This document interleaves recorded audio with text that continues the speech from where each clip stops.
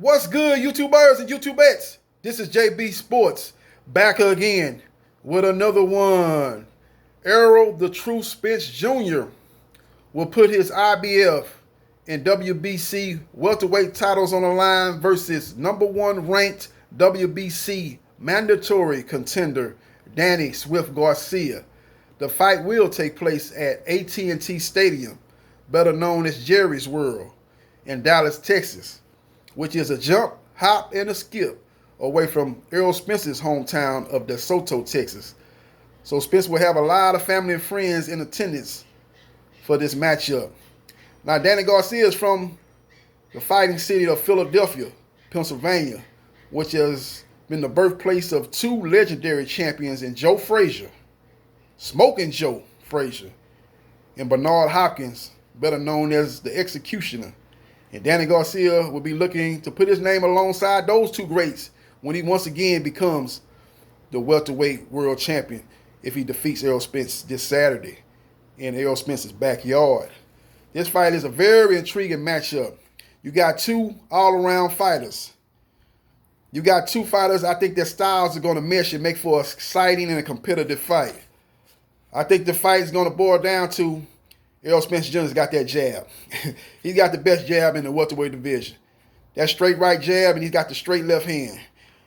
That jab is going to have to be overcome by Danny Garcia's right hand, which has been underrated throughout his boxing career, which he's just shown to really bring power, just like that no-look left hook that he's famously known as to deliver to opponents in crushing fashion. Just ask Amir Khan about that no-look left hook. That's what put Danny Garcia on the map. That's what put him on the map. That's what put his name in the big lights, as he was able to pull upset and defeat Amir Khan, who in a lot of people's eyes was going to be the next great champion out of the UK to come down to the United States and dominate. And that wasn't the case when he got in the ring and fought Danny Swift Garcia, who has power in both hands, a great body puncher, got great timing. When you watch him, you know, nothing that he does stands out, but he just does everything well. And if you just really watch him, he's a very smart fighter, has a high ring IQ, great timing, and he almost discourages you from throwing punches, because when you're throwing punches, he can punch with you, and his timing is off the charts. And he's able to discourage you from even letting your hands go, and then he's able to go to work, go to the body, touch you with the right hand, try to set up the no-look left hook, and pretty much take over the fight and end the fight in dominating fashion. Errol Spence Jr. is going to have to look to set that jab up and not get caught with the right hand. That's what Danny Garcia is going to be looking to do. Errol Spence Jr. must back up Danny Garcia. When you look at the Danny Garcia-Lamar Peterson fight, Lamar Peterson, to much people's surprise, was able to back up Danny Garcia in the second half of that fight. And he was able to hurt Danny Garcia to the body. Danny Garcia looked like a deer in headlights going backwards. That's what Errol Spence Jr. is going to have to do, and he's been doing that throughout his career. He's been doing it in a dominating fashion. So if he's able to back up Danny Garcia has no chance in hell to win that fight. So Danny Garcia must back Errol Spence up. He must slip the jab. He must come over the top with the right hand. He must set up the no-look left hook. If he catches Errol with the no-look left hook, he can drop Errol Spence Jr. Errol Spence Jr. has never been dropped in his boxing professional career. But if he gets caught with that left hook, he will get knocked down, and he could be subject to getting knocked out. That's how powerful that no-look left hook is. Now, a lot of people are speculating that Danny Garcia has the power advantage, but when you look at the two resumes, both of them have 21 knockouts. But I look at Errol Spence Jr. as more of an accumulation puncher. He doesn't have the one punch knockout power. He don't even have the one punch like, oh my God, he hit him with that shot. Oh my God, how can he take that shot? He don't even have that type of power. You know what I'm saying? He don't even have that type of power. He just has that thudding power, that's consistent power, but he doesn't have that eye-popping power that a Danny Garcia has. Even though both of them have 21 knockouts, Danny Garcia seems like his punches are coming from much more heavier, much more powerful, and he has power in both hands. But the difference is that Errol Spence Jr. can fight a variety of ways.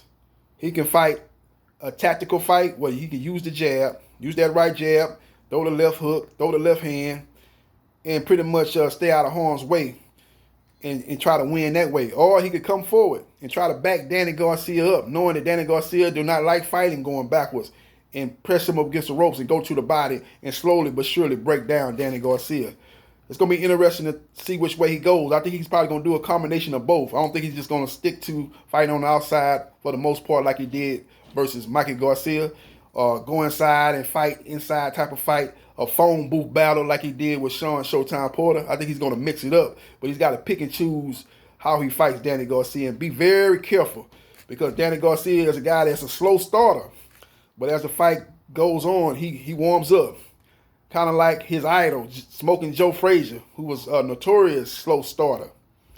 But as he got warmed up, as he got to smoking, he started dominating his opponents and ended up getting them out of there in spectacular fashion. And that's what Danny Garcia will be looking to do, as he is known to be a slow starter. But I don't think he can afford to be a slow starter in this particular matchup, because if he allows Errol Spence Jr. to set that jab up and get that jab in a rhythm, it's going to be kind of hard for him to be able to get out successfully and have enough moments in that fight to pull out the victory, because he'll constantly have to reset every time he getting popped with that jab. So it'd be much to his way of trying to win the fight is to come over the top with the right hand. Once that jab come here, discourage Errol Spence Jr. from throwing that jab. If he's able to eliminate that jab from Errol Spence Jr., he has disarmed Errol Spence Jr. of his main and number one weapon. So that's what Danny Garcia is going to be looking to do, ladies and gentlemen. Take away that jab. And he's going to try to make him pay for throwing that jab, and that's going to be with the right hand, as I stated earlier. Now, both guys are great body punchers.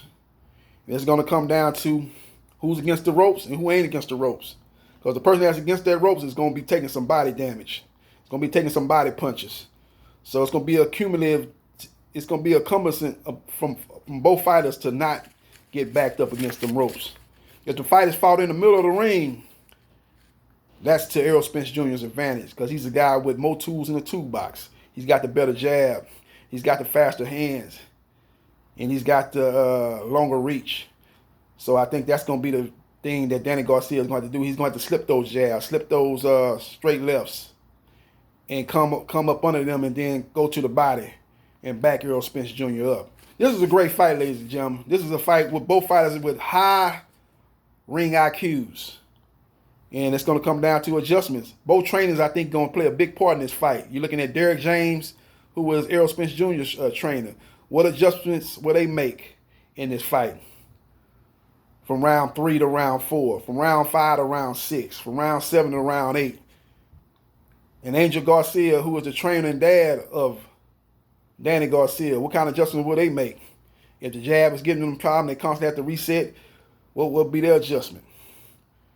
You know what I'm saying? What will be their adjustment? If Errol Spence Jr. is looking more sharper and looking more devastating, looking like the old Errol Spence Jr., what will be their game plan to counteract that? Because it seemed to me going into this fight, they don't think Errol Spence Jr. is the same fighter. You listen to what Angel Garcia said at the press conference. He said he looked at Errol Spence Jr. He's not the same fighter. He said, I done looked into his soul. He ain't the same. Something's going on there. He's saying the people around Errol Spence Jr. must just want to get paid. They must just want money, basically implying that the people that's in charge of Errol Spence Jr.'s career are not looking out for him. They're looking at the dollar bill, y'all. They're looking at if it ain't making dollars, it ain't making sense. More money, more money, more money is what Angel Garcia said. The people around Errol Spence Jr., only thing they care about. They don't care nothing about Errol Spence Jr.'s health, according to Angel Garcia, the dad and trainer of Danny Garcia. So we'll see what happens, and we'll see what takes place December 5th, Saturday night on Fox pay-per-view. Can't wait, ladies and gentlemen. Can't wait for this fight, man. Now, my prediction is I think it's going to be a very close fight. This fight's going to be close like Danny Garcia, Keith Thurman. Danny Garcia, Sean Showtime Porter. I don't see Errol Spence Jr. knocking out Danny Garcia. I don't see Danny Garcia knocking out Errol Spence Jr. I think both fighters will have their moments. But I think the difference in the fight will be Errol Spence Jr. jab, but not the jab to the head because Danny going to be looking for that. I think the jab to the body. That's going to slow down the aggressiveness and the come forwardness of Danny Garcia. He's gonna set the jab up top, but then once Danny trying to get the high guard up and try to block the jab, he's gonna start touching to the jab to the body, a la Floyd Mayweather Jr., who was a master at jabbing to the body and taking the legs and taking the stamina and taking the power away from his opponents. I think Errol Spence Jr. will be looking to do the same to Danny Garcia. So the jab to the body will be the key to the fight. I think that will slow down Danny Garcia, who will be a game Danny Garcia, who will be a determined Danny Garcia, looking to become a world champion once again and stake his claim as a Hall of Fame fighter. I think the jab to the body will be enough, and the body punching and the backing Danny Garcia up and going to the body, which Danny Garcia does not fight well backing up. I think that'll be the difference. But if Danny Garcia is able to pull this victory off in a huge upset in people's eyes, not mine, if Danny Garcia wins this fight, I won't be surprised at all. To me, this is a 50-50 fight. I can make a case for both fighters. I'm not going to say 50-50. I'll say 55-45 Errol Spence Jr. But wouldn't be a bit surprised if Danny Garcia wins this fight. And Danny Garcia catches him with that no-look left hook. It could be all she wrote. It could be good night, Irene, for Errol Spence Jr. But Errol Spence Jr. and his team, I know they're well prepared for that no-look left hook. So I think Danny Garcia right hand is going to be his ticket to victory. He's got to throw that left hook early in the fight, get Errol Spence looking for the left hook, and then toward the middle and latter part of the fight, start throwing that right hand with mean intentions and trying to take away Errol Spence's jab, throwing that right hand and backing Errol Spence Jr. up and then going to the body and slowly but surely breaking Errol Spence Jr. down the way he was able to break down Zab Judah, who was another highly skilled, fast twitch muscle, fast hands type of fighter, but didn't have the discipline, didn't have the defensive discipline of Errol Spence Jr., didn't have the physicality and the focus of Errol Spence Jr., but a guy that had a lot of physical advantage over Danny Garcia, like Errol Spence Jr. is going to have. But Danny Garcia was able to break that person down, break Zab Judah down, and ultimately win a 12-round unanimous decision after he dropped Zab Judah one time and hurt him multiple times in a fight that took place in Barclays Center in Brooklyn, New York. So let me know your thoughts. Who you got in this fight? I got Errol Spence Jr. winning a close decision over Danny Garcia to retain the IBF and WBC welterweight title, and look forward to his matchups with the other champions in the division. The WBA champion Manny Pac-Man Pacquiao and the WBO champion Chance Crawford, who they fail to mention on any of the PBC Fox broadcasts when they list the champions of the welterweight division. That's a sad commentary. They need to give Chance Crawford his just due. He says he's the number one welterweight, and Errol Spence Jr. is saying he's the number one welterweight. They both can't be saying the same thing. We got to find out who telling the truth and who lying. Errol Spence Jr., you say you the truth? Well, you need to make Terence Crawford out to be a liar and take on him,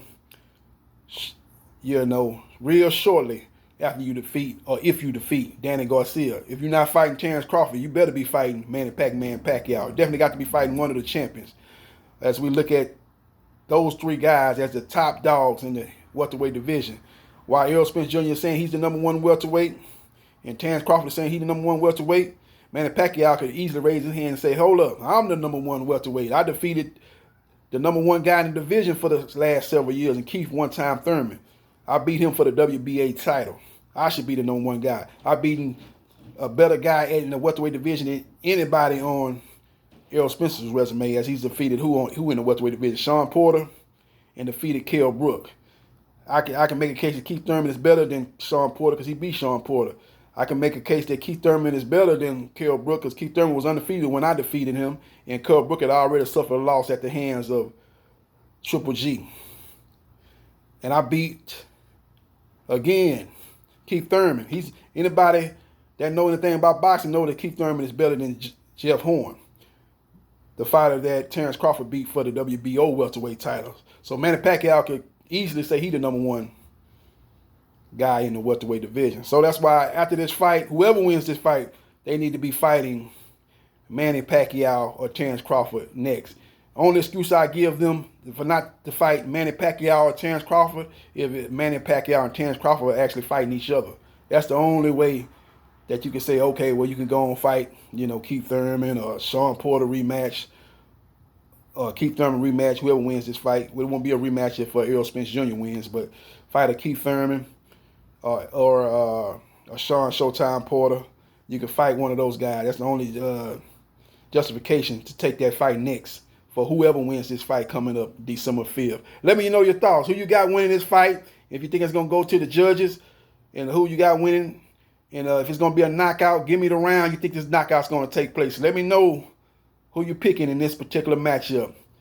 And hit the bell icon button if you like the content of this video. And subscribe to JB Sports, the man, the myth, the legend. I'll holla.